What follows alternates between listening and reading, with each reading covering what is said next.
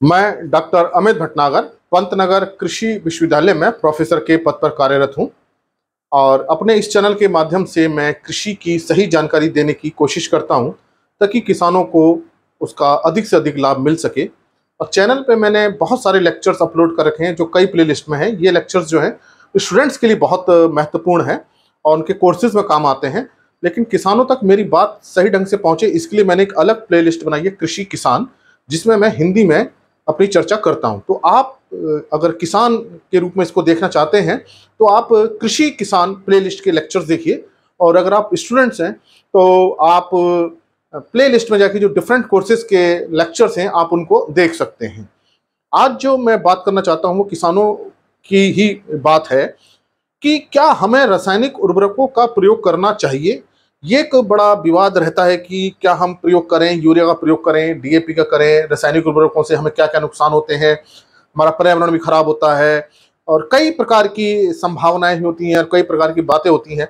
तो क्या वास्तव में हमको अपनी खेती में रासायनिक उर्वरकों का प्रयोग करना चाहिए, क्यों करना चाहिए और कितना करना चाहिए, आज मैं इसी बात पे चर्चा करूंगा और ये बात रखने की कोशिश करूंगा कि कहाँ तक उर्वरकों का प्रयोग करना सही है।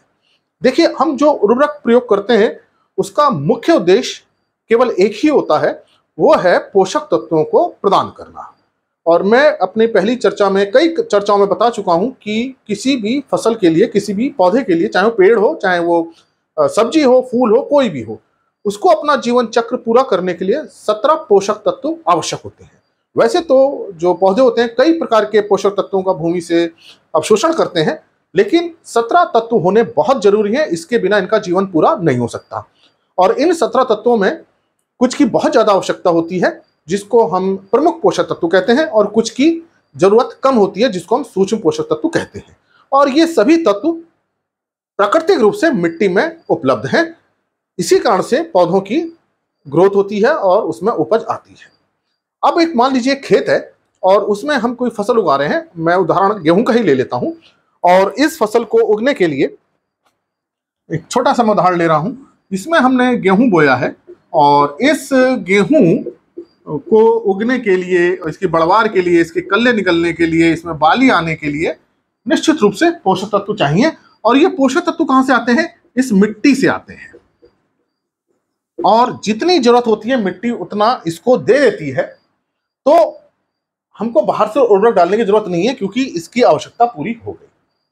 अब हमको यह देखना पड़ता है कि इसकी आवश्यकता कितनी है, इसको कितनी आवश्यकता है, कितनी जरूरत है, और मिट्टी कितना दे सकती है, कितना मिट्टी दे सकती है, मिट्टी से हमें कितना मिल सकता है, या हम कहें कितना मिल रहा है हमें। अब मिट्टी में क्या है, मिट्टी जो है वैसे तो चट्टानों से टूट टूट के बनी है और मिट्टी में सभी प्रकार के मिनरल्स हैं, मतलब सभी तत्व हैं, और मिट्टी उसको देती है। अब मान लीजिए कि आवश्यकता पौधे की उतनी है जितनी की हमारी मिट्टी जमीन में है, तो इसका जीवन चक्र पूरा हो जाएगा, फिर हमें बाहर से इसको देने की जरूरत नहीं है। और अगर मान लीजिए हमको लगता है कि नहीं, इसकी आवश्यकता ज्यादा है, तो हमको क्या करना चाहिए? हम गोबर की खाद देते हैं, जो हमारी पुरानी विधियां हैं, गोबर की खाद देंगे, कंपोस्ट देंगे, फसल अवशेष पूरे करेंगे। और मिट्टी में जीवाणु होते हैं, मिट्टी में सूक्ष्म जीव होते हैं जो पोषक तत्वों को उपलब्ध कराते हैं। तो हम जो है प्राकृतिक गोबर की खाद हम दे रहे हैं, सूक्ष्म जीव हैं, हम फसल अवशेष प्रयोग कर रहे हैं, हम हरी खाद भी प्रयोग कर रहे हैं, और इनके माध्यम से हम जो भी पोषक तत्व है वो पूरा करते हैं। और अगर अब आवश्यकता पूरी हो गई तो उर्वरक देने की जरूरत नहीं है। मान लीजिए कि आवश्यकता ज्यादा हो गई है और हम जो भी प्रयोग कर रहे हैं, चाहे गोबर की खाद करें, कंपोस्ट करें, हरी खाद प्रयोग करें, वो इस फसल की आवश्यकता को पूरी नहीं कर पा रही है, तो अब निश्चित रूप से इसकी जितनी खुराक है, जितनी भूख है, वो इस पे से पूरी नहीं हो पा रही है। अभी मैं बात करूंगा कि क्यों आवश्यकता पूरी नहीं हो पाती है।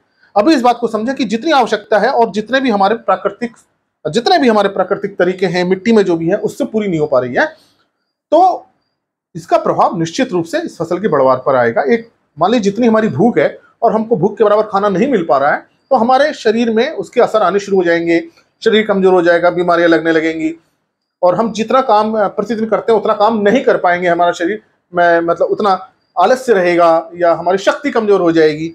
तो इसी प्रकार से फसल की शक्ति भी क्या हो जाएगी, कमजोर हो जाएगी, मतलब पत्तियां उतनी अच्छी नहीं निकलेंगी, कल्ले नहीं निकलेंगे, बालियां उतनी अच्छी नहीं बनेंगी।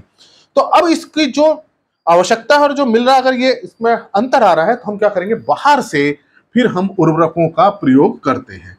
तो उर्वरक हमें उतने ही देने हैं जो कमी आ रही है, इसके बीच की जो कमी आ रही है वो हम कमी पूरी करते हैं उर्वरक से। तो जो कमी आए उसके लिए उतना उर्वरक डालिए। तो इसका मतलब हमको गणना पता होनी चाहिए कि फसल की कितनी आवश्यकता है, हमको प्राकृतिक स्रोत से मिट्टी से कितना मिल रहा है, और कितनी कमी है, उतनी ही कमी को हम उर्वरक से पूरा करें।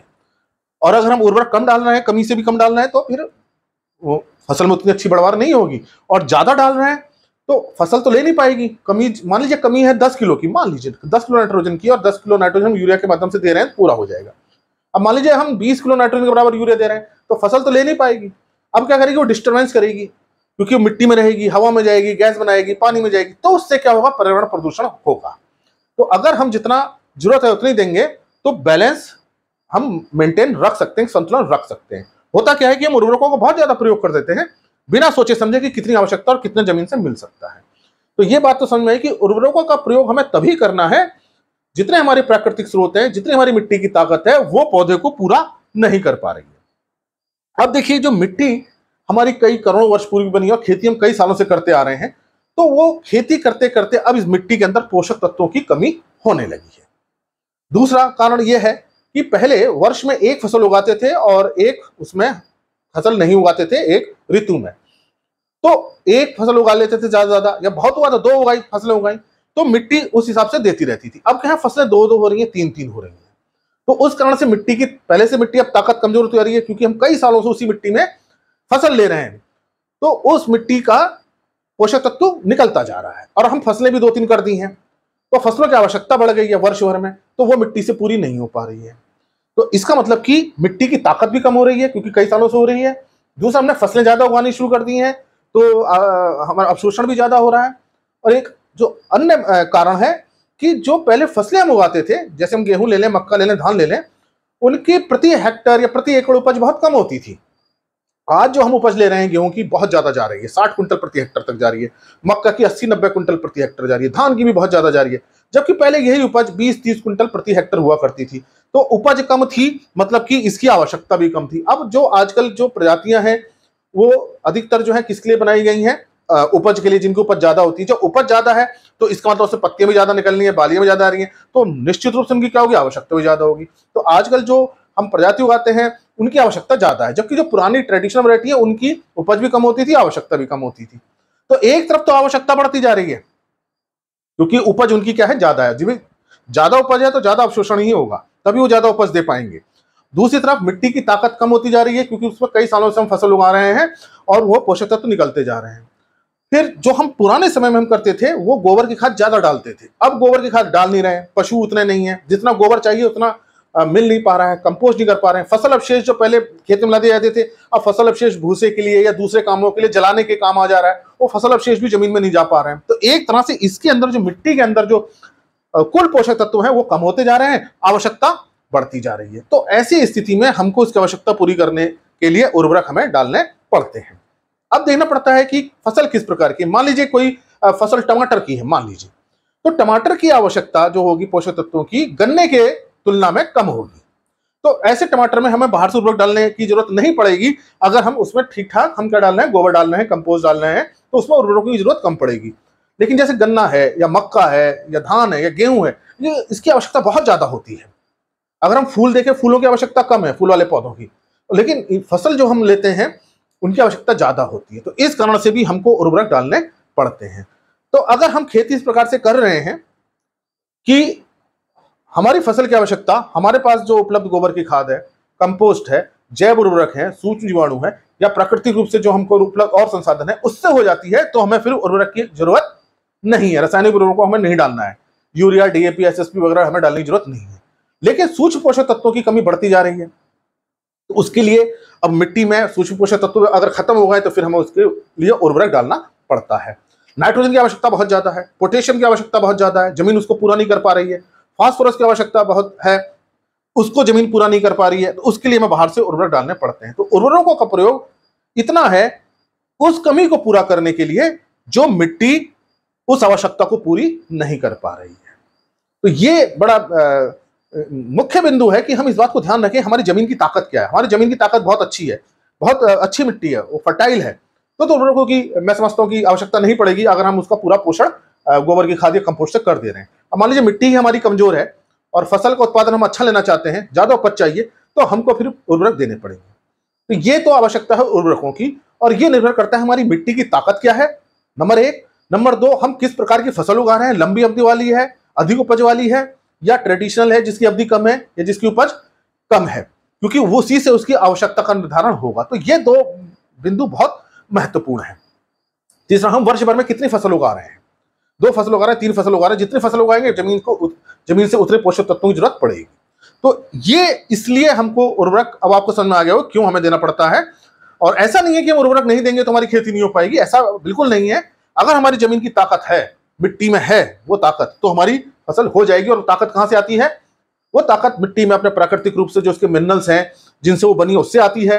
हम गोबर की खाद कितनी डाल रहे हैं, कंपोस्ट कितना डाल रहे हैं, हरी खाद या हमारी मुर्गी की खाद या हमारी वर्मी कंपोस्ट या हमारे हम रेजिड्यू अगर प्रयोग कर रहे हैं, तो वो पूरी आवश्यकता हो जाती है।